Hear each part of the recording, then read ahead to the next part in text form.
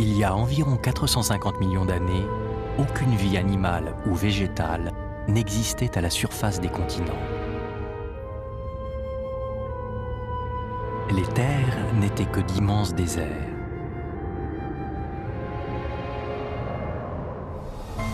L'océan, par contre, regorgeait de vie.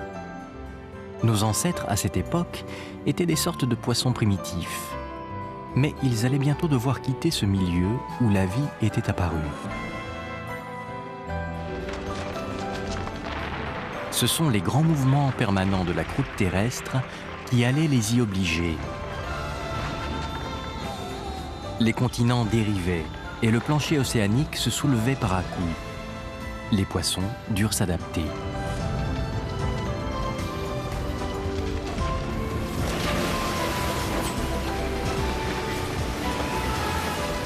Le mouvement des masses continentales les contraignait à quitter leur habitat ancestral.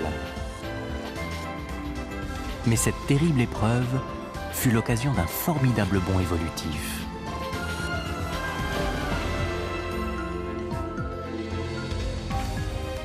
Les plantes avaient envahi la Terre bien avant les animaux.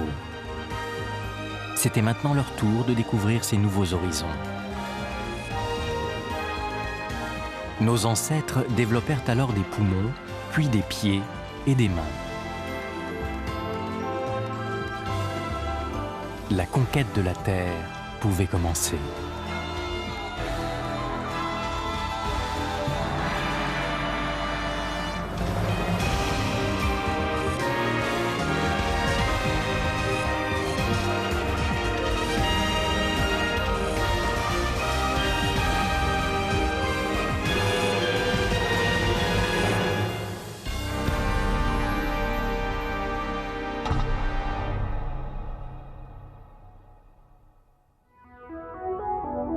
Voici notre planète, il y a 450 millions d'années, avant que la vie ne s'aventure hors de l'eau.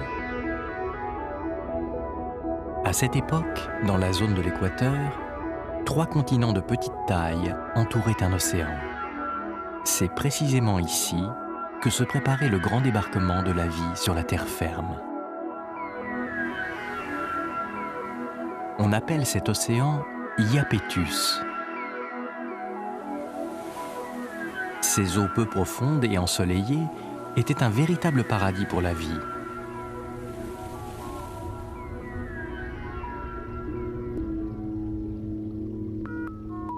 Des formes de vie très variées évoluaient parmi les immenses récifs coralliens de cet Éden aquatique.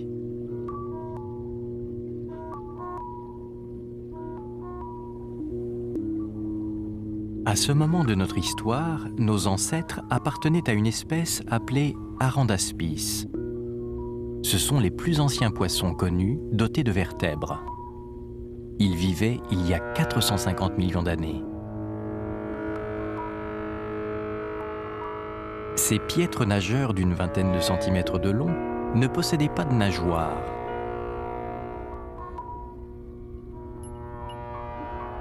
Arandaspis devait être assez pacifique. Il se nourrissait de microbes qu'il aspirait dans la vase.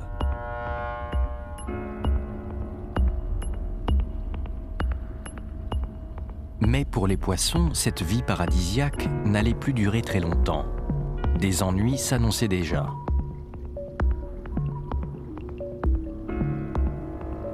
Quel genre d'ennui ? Les trilobites, une des espèces les plus répandues à cette période, nous permettent d'en deviner la nature. Il existait alors une très grande variété de ces animaux. Les uns rampaient sur le fond, d'autres nageaient librement dans l'océan. Mais à partir d'un certain moment, tous commencèrent à montrer des signes de changement.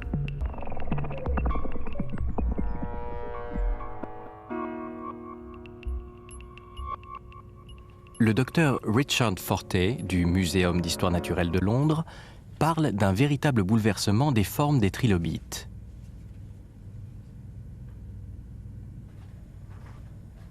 À l'origine, ils étaient essentiellement plats, mais soudain, ils se sont mis à développer de nouvelles formes très diverses.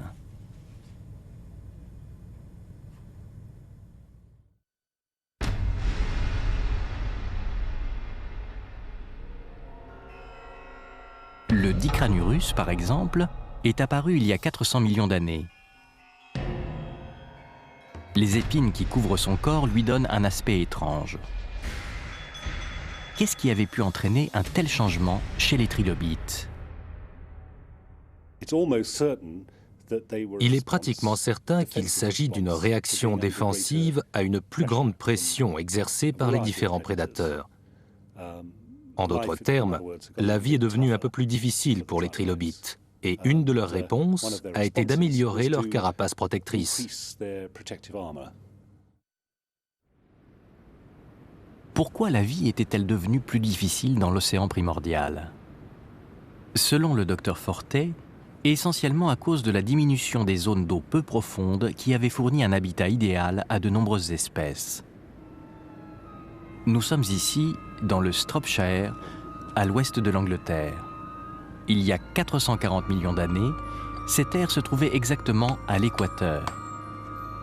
Une partie de l'océan Iapetus les recouvrait. Dans cette carrière de calcaire, on trouve de nombreuses preuves de la présence passée d'un riche écosystème océanique. Regardez celui-ci. C'est une chaîne de coraux tabulés.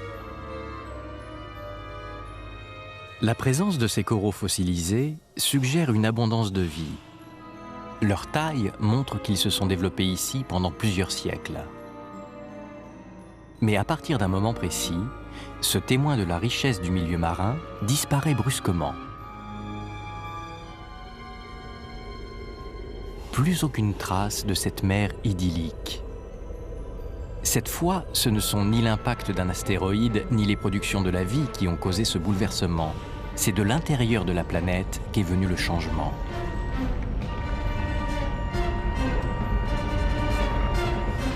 Dans les profondeurs de la Terre, la température peut atteindre plusieurs milliers de degrés. Cette chaleur extrême provoque un lent mouvement de convection dans le manteau terrestre.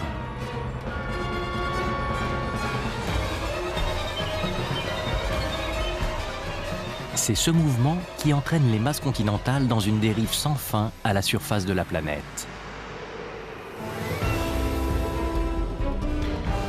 C'est cette dérive des continents qui a fait disparaître l'océan Iapetus. Les trois masses continentales qui l'encerclaient se sont rapprochées l'une de l'autre.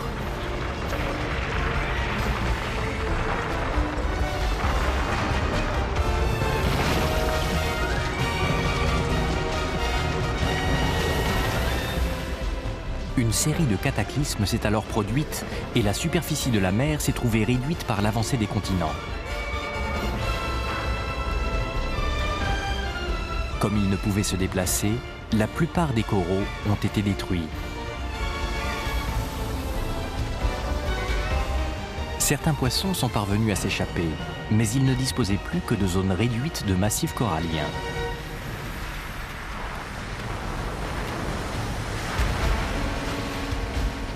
Les continents ne se déplacent que de quelques centimètres par an. Mais en quelques dizaines de millions d'années, ils firent disparaître l'océan qu'ils encerclaient. Le fond marin jadis tapissé de coraux fut brutalement surélevé et intégré aux terres émergées. Il y a 400 millions d'années, l'océan Iapetus avait cessé d'exister.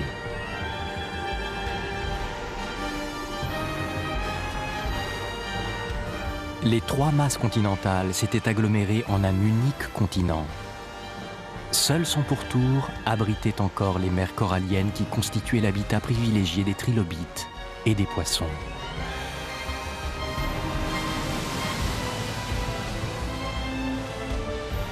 Une diminution de l'espace vital implique nécessairement une compétition accrue. La loi de la jungle régnait désormais dans ces mers coralliennes périphériques. Pour le docteur Fortet, c'est ce qui explique la transformation des trilobites.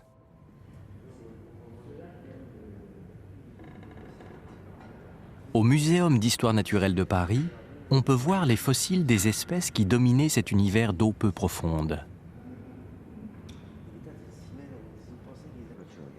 Le professeur Daniel Gouget est un spécialiste des maîtres incontestés de cet environnement.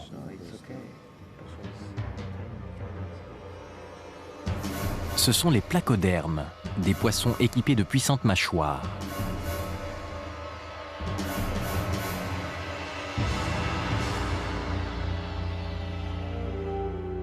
Le squelette particulier du placoderme ne se rencontre chez aucun autre poisson.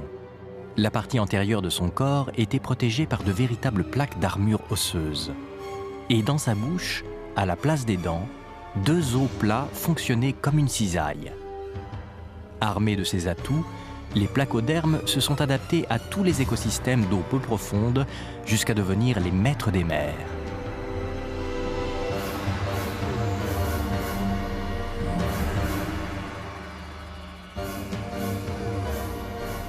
Le Dincleosthésus est l'un de ces placodermes qui a atteint des tailles phénoménales. Certains spécimens mesuraient sans doute jusqu'à 6 mètres de long.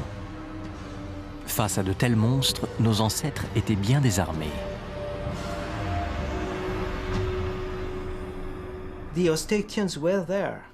Les Ostéictiens étaient bien là, mais ils étaient totalement sous la domination de ces placodermes, qui étaient adaptés à toutes sortes d'écosystèmes. Ils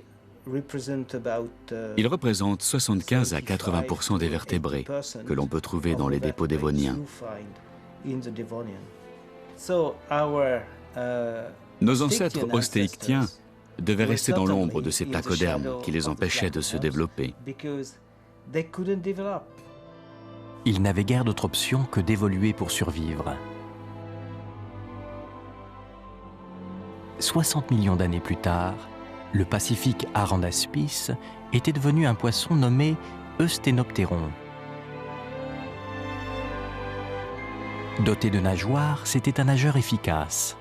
Mais ce n'était pas un atout suffisant pour dominer la compétition qui régnait alors.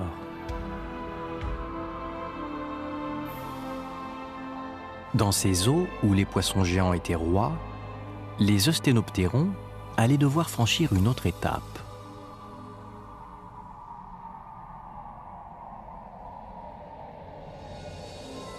Cette étape était si importante qu'elle allait leur permettre de quitter l'océan où la compétition était si féroce.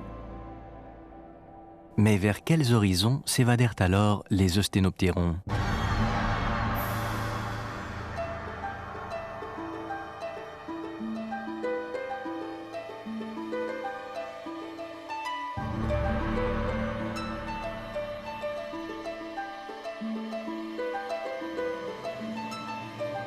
Cette carte peut nous aider à répondre.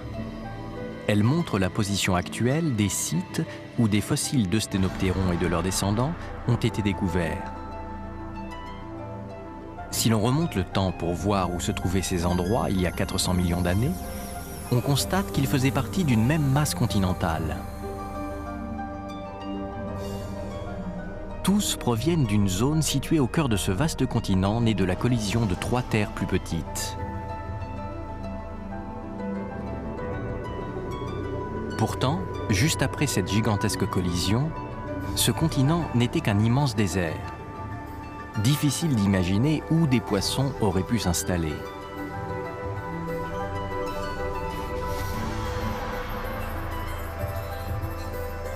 Dans un environnement aussi hostile, où nos ancêtres avaient-ils bien pu trouver refuge ?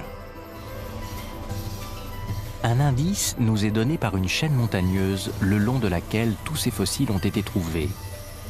Elle souligne précisément l'endroit de la collision des continents originels.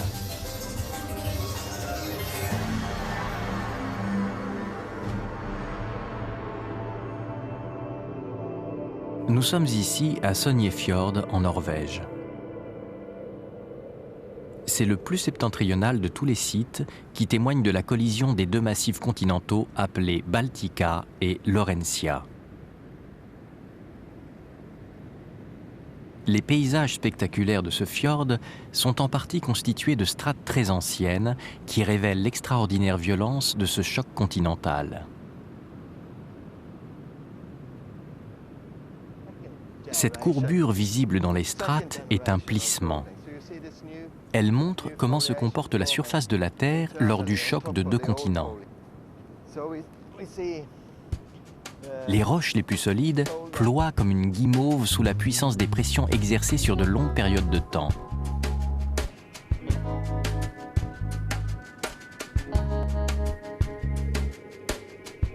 Des plissements des strates peuvent s'observer dans différents endroits du monde où des continents se sont percutés.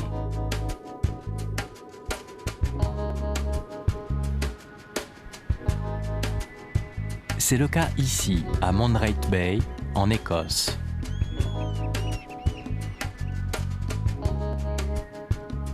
Il y a 430 millions d'années, ce site faisait partie de l'océan Iapetus.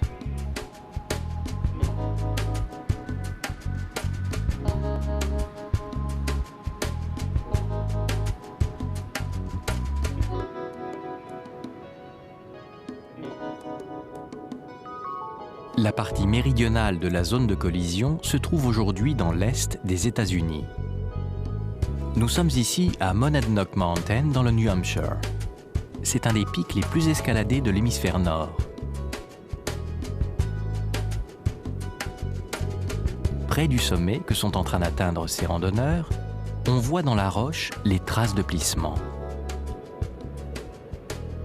La strate qui s'est ainsi plissée s'étend sur plusieurs milliers de kilomètres de la Norvège aux États-Unis. La force colossale qui a engendré ces plissements a également modifié l'environnement terrestre.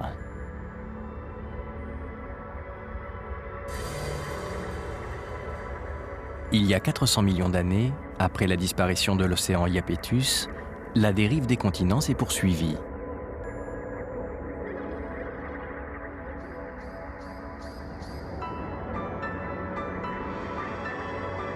À chaque point de contact, la Terre, poussée de part et d'autre, s'est progressivement surélevée.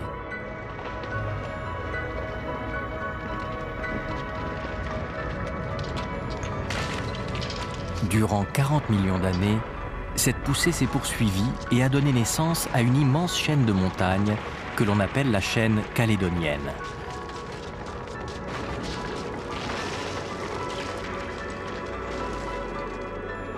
Les scientifiques pensent qu'elle était alors aussi haute que l'Himalaya aujourd'hui, avec de nombreux pics à plus de 8000 mètres.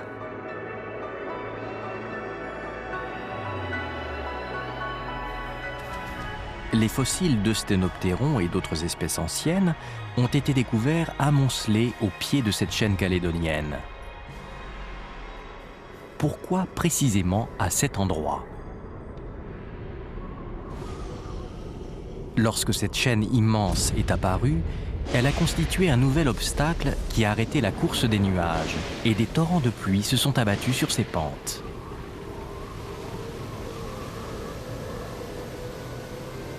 L'eau, en dévalant la pente, a formé des rivières.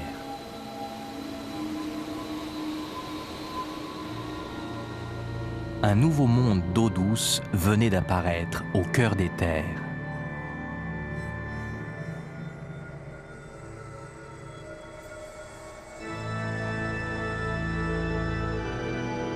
Pour les poissons qui luttaient pour leur survie sur les hauts fonds qui bordaient le continent, ces grands cours d'eau qui se déversaient dans la mer étaient un refuge inespéré.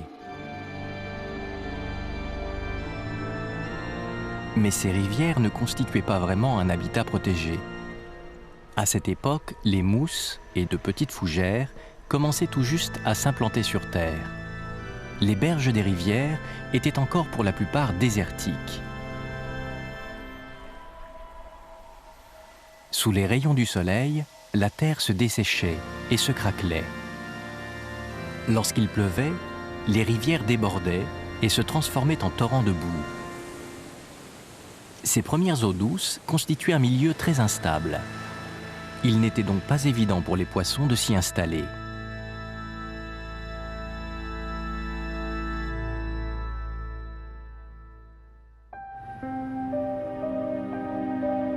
Ce qui devait transformer cet environnement hostile en un milieu plus accueillant, c'est la vie elle-même.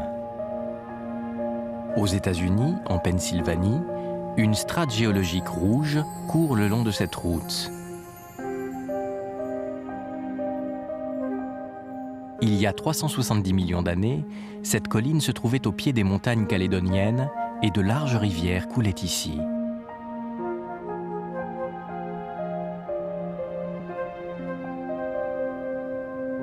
Des fossiles ont été découverts dans ces couches. ce sont ceux d'une espèce qui a contribué à la migration des poissons vers l'eau douce.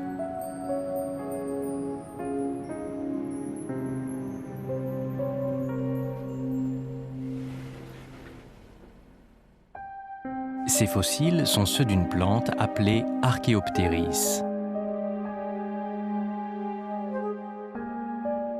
Il s'agit de l'arbre le plus ancien découvert à ce jour sur la Terre.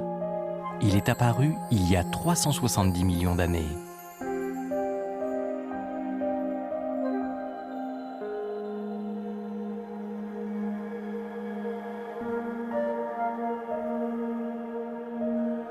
Archaeopteris ressemblait à un conifère.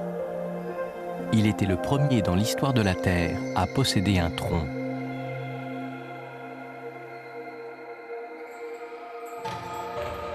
Ses racines se développaient en profondeur sur un large périmètre et l'ancraient solidement au sol.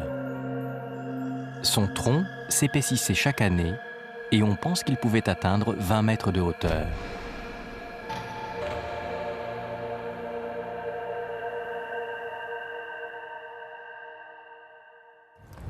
Okay, Chuck, let's see. Yeah, there's one there. You mark that one? Yeah. Okay, and let's see. Gotta get the light right. Yeah, there's another Le one. docteur Stephen Shekler de l'Institut Polytechnique de Virginie étudie l'impact qu'a eu l'apparition de l'Archaeopteris sur son environnement.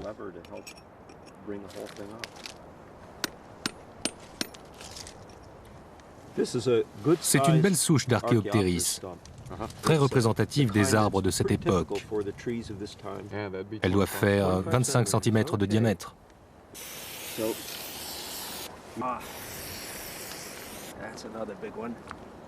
Ces scientifiques marquent l'emplacement qu'occupait chaque arbre pour tenter d'évaluer la densité de cette forêt. L'Archaeopteris ne rencontrait sur Terre aucune autre plante de grande taille, et il colonisa rapidement toutes les berges des rivières.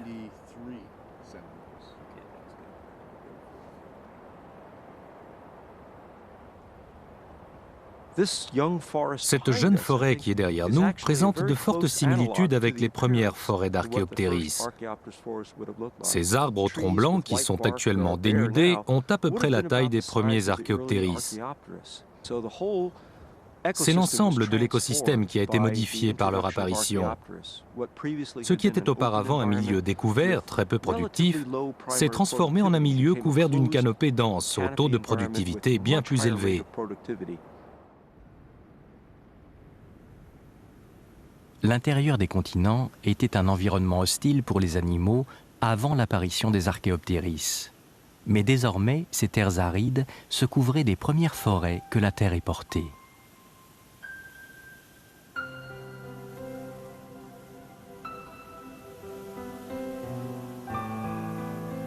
Le sol, jusqu'alors desséché par les rayons du soleil, bénéficiait maintenant de l'ombre des arbres. Des marécages et des étangs se formaient dans les forêts, créant au cœur des continents de plus en plus de zones habitables pour la faune aquatique. C'est ce moment précis que choisit notre ancêtre Eusthénoptéron pour quitter l'océan et s'installer dans ce nouveau monde d'eau douce.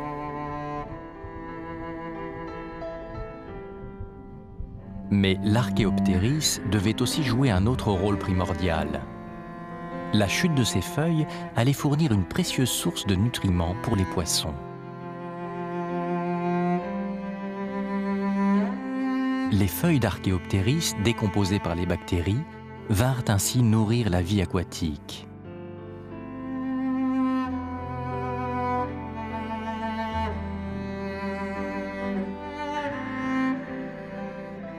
Dans cet environnement d'eau douce, les poissons commencèrent à évoluer vers différentes formes nouvelles. L'apparition des forêts avait engendré un monde entièrement vierge qui accueillait les animaux les plus faibles, chassés des océans. Pour nos ancêtres qui s'étaient réfugiés ici, la forêt d'Archaeopteris était vraiment une douce protectrice.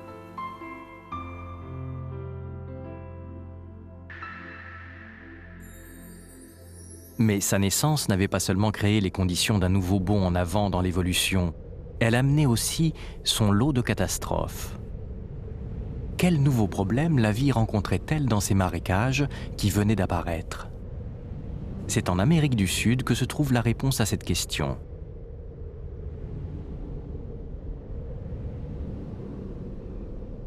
Nous sommes ici dans la cordillère des Andes. Cette chaîne de montagnes est aussi le résultat d'un choc de continents survenu il y a 400 millions d'années.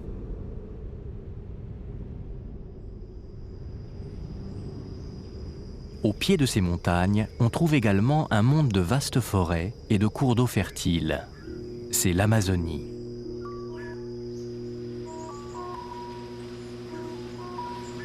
L'Amazonie est recouverte de forêts primaires très denses. On trouve ici les espèces aquatiques les plus exotiques.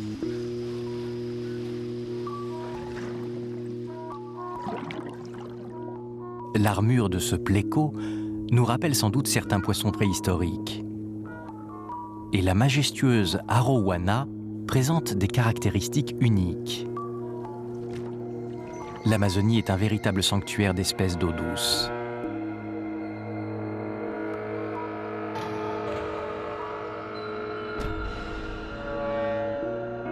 Ici aussi, les feuilles et les branches immergées constituent de précieuses ressources nourricières pour les poissons. La matière organique fournie par les forêts alimente toute la richesse de l'écosystème amazonien. À l'ombre des Archéoptéris, nos ancêtres ont sans doute connu un monde proche de celui-ci.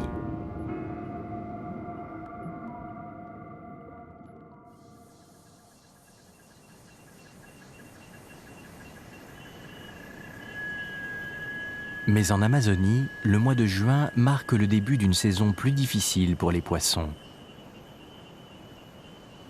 La saison sèche approche et les pluies se font rares. Au cours de cette saison, le niveau de l'Amazone descend de 18 mètres. Lorsque les eaux se retirent, elles ne laissent derrière elles que quelques mares éparses. Et la saison sèche dure 4 mois.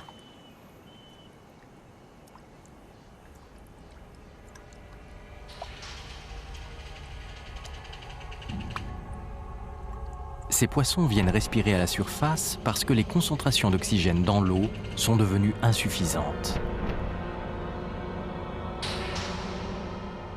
Lorsqu'il y a moins d'eau et que les températures sont plus élevées, les quantités d'oxygène dissoutes dans l'eau diminuent.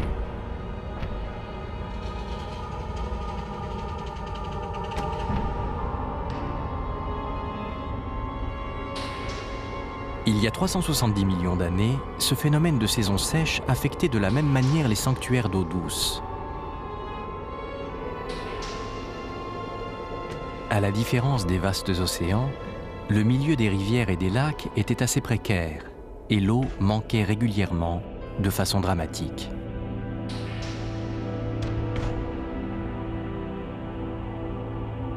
Durant les saisons sèches, les Archéoptéris, qui avaient auparavant prodigué tous leurs bienfaits, devenaient eux aussi source de problèmes. Pour décomposer leurs feuilles tombées dans l'eau, les bactéries consommaient une grande quantité d'oxygène.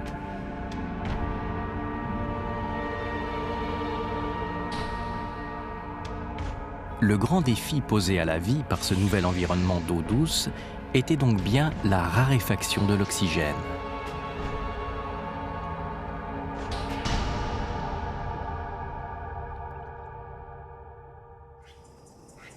Comment nos ancêtres ont-ils surmonté ce problème? C'est également en Amazonie que se trouve la réponse.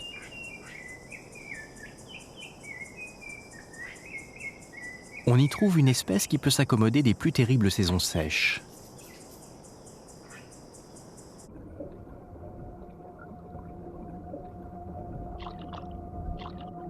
Ce poisson, qui vient de sortir sa tête de l'eau, respire en fait grâce à des poumons. C'est un dipneuste. Ce type de poisson ne se soucie guère des niveaux d'oxygène contenus dans l'eau. Mais s'il ne peut atteindre la surface pour respirer à l'extérieur, il se noie. des études récentes ont révélé que le dipneuste est un des plus proches parents de nos ancêtres qui vivaient à l'époque des Archéoptéris. Le docteur Per Hallberg est un spécialiste de l'Osténoptéron. Il pense que lui aussi devait être équipé de poumons.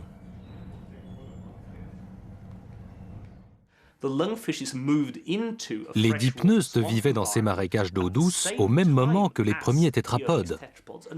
On retrouve leurs fossiles côte à côte dans les mêmes strates. Donc, quand on observe les dipneustes d'aujourd'hui et leur système respiratoire, on voit sans doute quelque chose qui se rapproche des premiers tétrapodes. Les poumons sont apparus pour permettre à ces animaux de respirer même dans des eaux tropicales faibles en oxygène. Des chercheurs ont tenté de reconstituer les étapes de l'apparition des poumons chez les poissons préhistoriques. Dans un premier temps, la partie supérieure de l'œsophage a enflé, se transformant en une ébauche de poumons. Et lors de la migration des poissons de l'océan vers les eaux douces, ces appendices se sont nettement développés.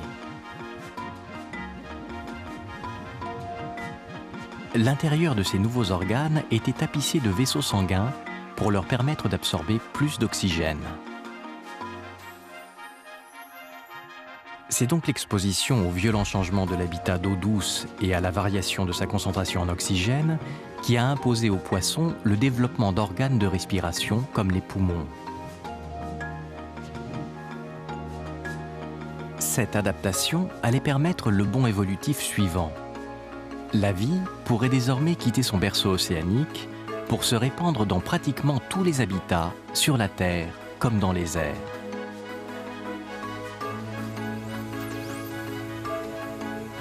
Mais les conséquences de cet événement s'observent aussi chez les animaux qui sont restés aquatiques.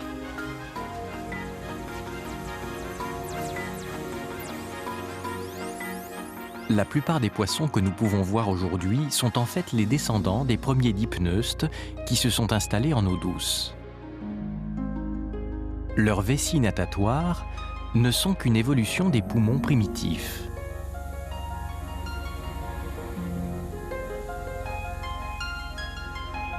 Presque tous les poissons qui étaient restés dans les océans devaient finir par disparaître.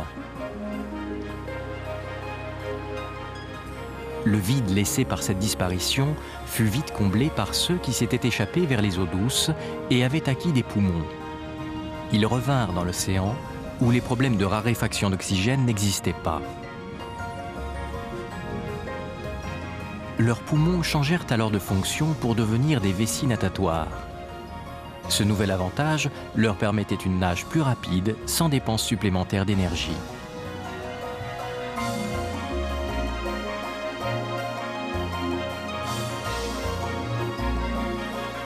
Au pied de la chaîne calédonienne, ce nouveau monde de forêts et d'eau douce fut ainsi notre second berceau, après celui de l'océan primordial.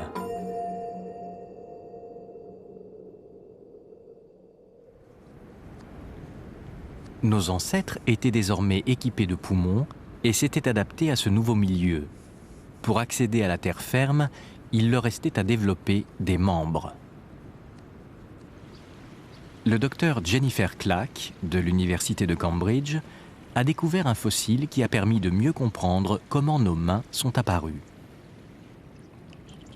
Elle pratiquait des fouilles dans différents endroits du monde lorsqu'en 1987, elle découvrit dans l'est du Groenland un fossile provenant d'une strate vieille de 360 millions d'années. Il s'agissait du fossile d'un animal appelé Acanthostega, un fossile particulièrement précieux car c'était le seul au monde à avoir conservé la forme complète de l'animal. À sa grande surprise, cet animal possédait visiblement des mains et des doigts. C'est la plus ancienne forme de vie équipée de mains découverte à ce jour.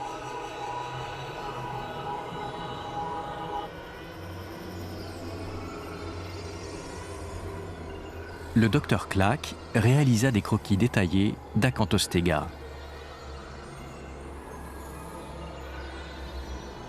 C'était un étrange animal ressemblant à un poisson doté de mains et de pieds. Il mesurait environ 1 mètre de long. Sa queue ressemblait à la nageoire caudale des poissons, mais son crâne était plus solide que celui d'un poisson et son cou était sans doute articulé.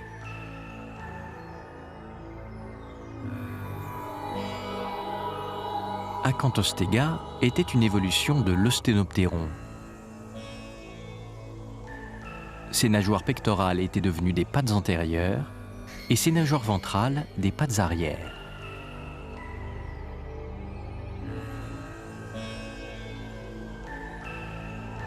Que s'était-il passé au cours des derniers millions d'années pour provoquer une telle évolution ?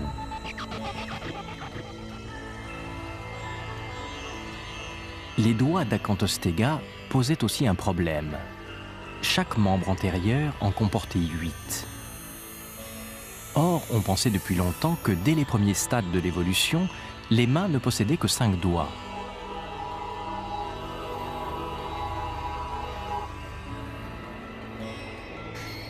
Les scientifiques pensaient aussi que les mains équipées de doigts n'étaient apparues qu'après l'installation d'animaux sur la terre ferme.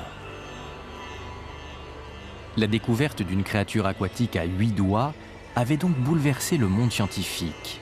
Il s'agissait d'une découverte révolutionnaire qui obligeait à envisager différemment l'apparition de la main. C'était extraordinaire parce que jusqu'alors, on pensait que les doigts avaient toujours été 5 et qu'on ne pouvait pas en avoir plus. Alors bien sûr, ça a relancé la réflexion sur l'origine des membres.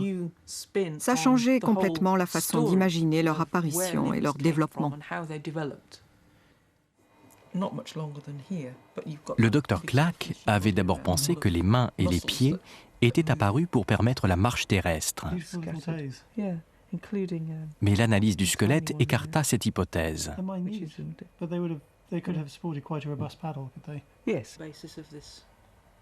La façon dont les bras étaient reliés au corps la contredisait de manière flagrante.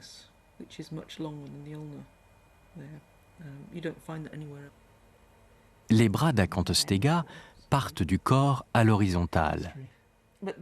Cette position ne leur permettait pas de supporter le poids de l'animal soumis sur la terre ferme à une plus forte gravité.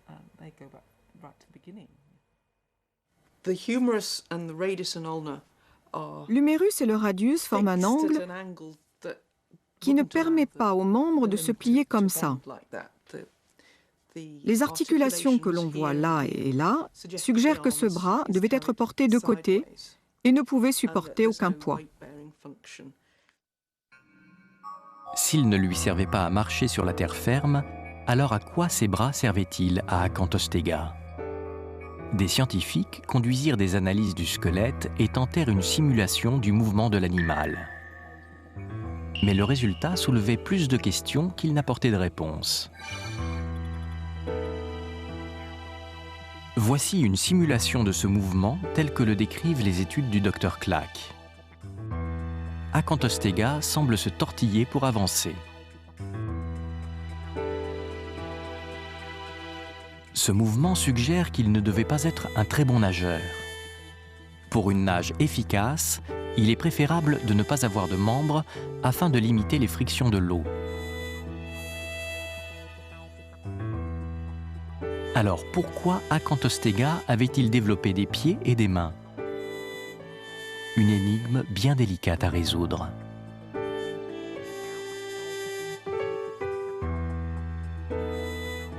La lumière allait venir d'un endroit inattendu, Red Hill, où avaient été découverts les fossiles de la première forêt d'Archéoptéris.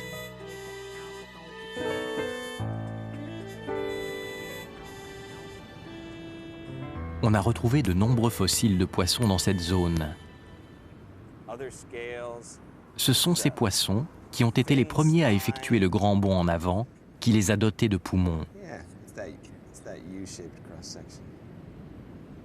En 1998, le docteur Ted Deschler de l'Académie des sciences naturelles de Philadelphie y découvrit de grosses dents de poisson. Elles mesurent plus de 8 cm de long.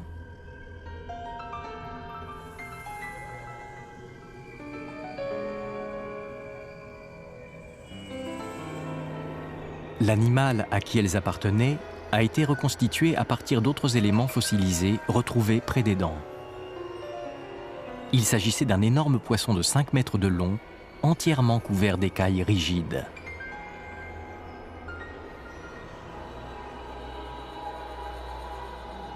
Son nom, Ineria, le plus impressionnant de tous les dipneustes carnivores de cette période. À cette époque, il était sans doute le roi des rivières.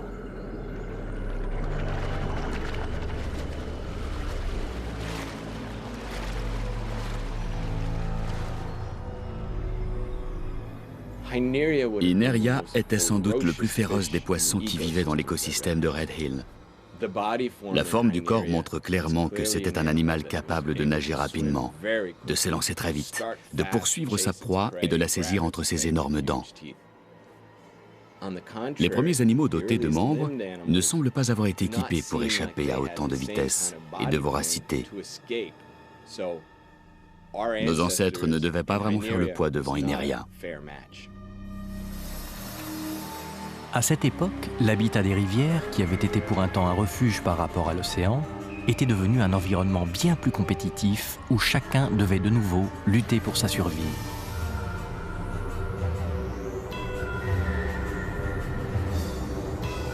Loin des 5 mètres de long d'Ineria, Acanthostega semblait bien vulnérable. Une fois repéré, il n'avait aucune chance d'échapper à une mort certaine.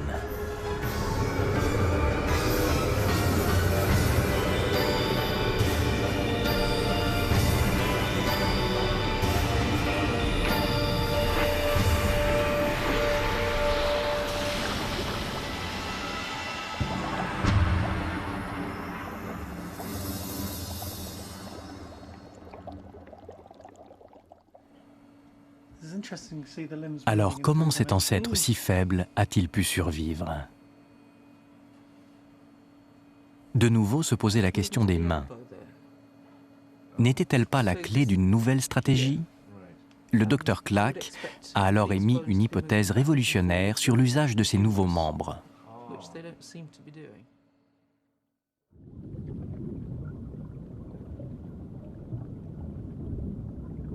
C'est un petit poisson que l'on peut observer de nos jours qui l'a mise sur la voie.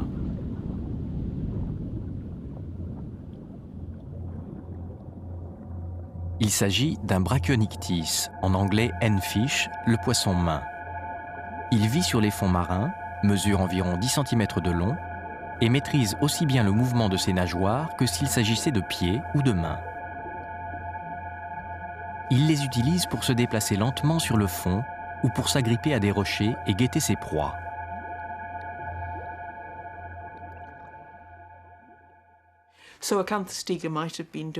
Acanthostega se comportait peut-être de la même façon dans ces rivières marécageuses. Il pouvait écarter la végétation du fond, ce qu'on ne peut pas faire avec des nageoires. On imagine que cet environnement était tropical, proche de celui de la forêt amazonienne. Il faut donc envisager un milieu de marécage, encombré de végétation sous-marine et de feuilles tombées des arbres qui bordaient les berges. En fait, les premiers arbres apparus sur Terre, les Archéoptéris, avaient une autre caractéristique qui allait s'avérer utile aux êtres vivants. Lorsque leurs feuilles tombaient, c'est toute la branche qui se détachait. À cette époque, de grandes quantités de branches s'empilaient probablement au fond de l'eau.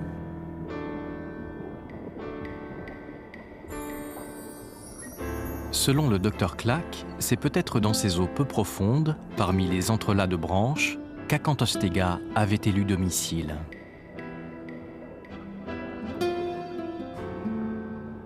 Il possédait peu de moyens de défense. Il avait donc abandonné la nage libre au centre des pièces d'eau ou des grandes rivières, au profit d'une vie plus discrète à proximité des berges.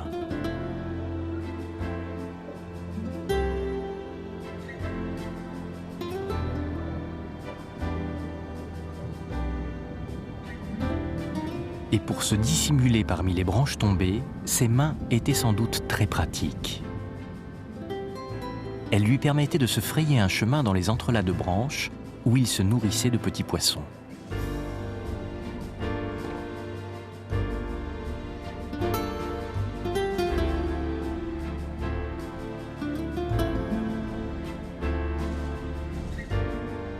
Ainsi, quand nos ancêtres ont été confrontés à la menace de prédateurs géants comme Ineria, ils n'ont pas cherché à entrer en compétition en s'équipant de crocs encore plus redoutables, ils ont opté pour une voie plus pacifique en évitant la confrontation.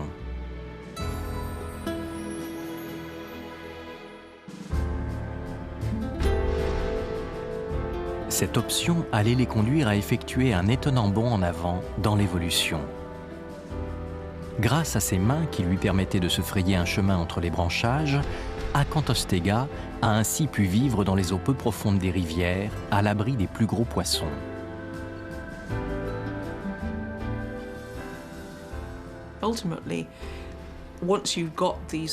Une fois acquises ces aptitudes intermédiaires qui ne sont ni complètement adaptées à l'élément aquatique, ni à la vie sur la terre ferme, on peut imaginer que c'est progressivement développé au fil du temps une véritable adaptation à une vie terrestre.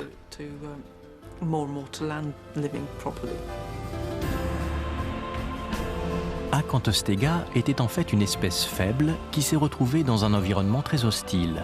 En restant dans l'eau, elle n'aurait sans doute pas eu de descendance.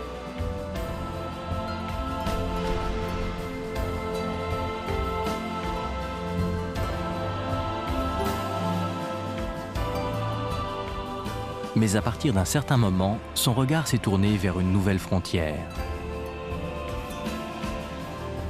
Et après plusieurs millions d'années, il a franchi cette frontière. Nos ancêtres étaient alors prêts à vivre sur la terre ferme.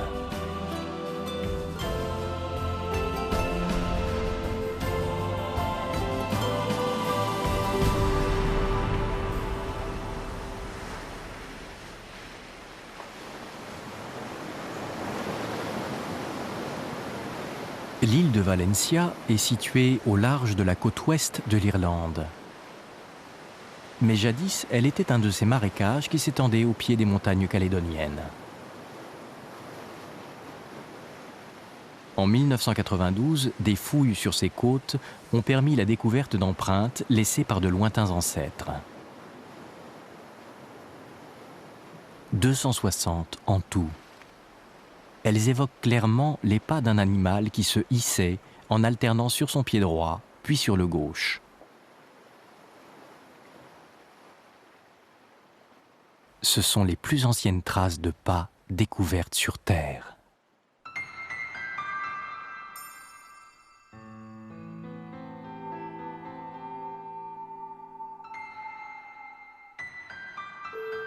On pense que le premier animal qui a parcouru cette terre est apparu il y a 360 millions d'années.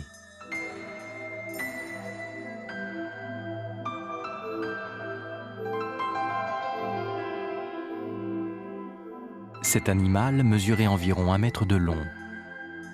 Il a été nommé Péderpès. C'était un des descendants d'Acanthostega. C'est un faible qui avait réussi ce tour de force. La conquête de la terre ferme par cette espèce unique était un véritable exploit qui allait donner naissance à toutes les espèces de vertébrés terrestres.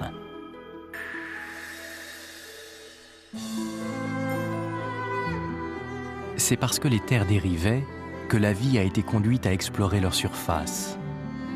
Et c'est sur cette terre en mouvement que s'est développé le processus évolutif qui a mené jusqu'à nous. Sur la terre ferme, l'évolution a connu une spectaculaire accélération. La surface des continents présentait des environnements bien plus variés que le fond des océans. L'horizon évolutif s'est élargi et un foisonnement d'espèces est apparu.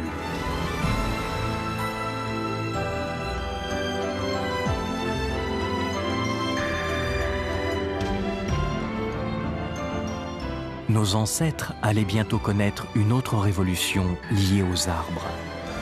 C'était il y a 60 millions d'années. Cette fois, ces arbres étaient des angiospermes, des arbres porteurs de fruits.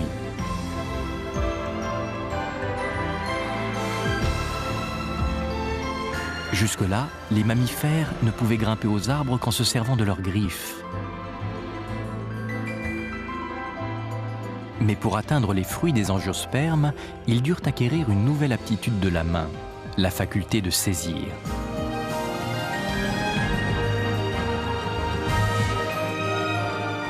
Quand la position du pouce changea pour permettre à la main d'attraper, l'ère des primates, notre famille, commença. En quittant les forêts, les hommes allaient encore développer l'agilité de la main pour créer toutes sortes de choses. Les mains allaient même acquérir le pouvoir d'exprimer des sentiments et des émotions. Ces mains sont le résultat de l'évolution continuelle de la vie. Elles sont l'héritage que nous ont légué ces ancêtres qui se sont réfugiés dans les marécages il y a 400 millions d'années.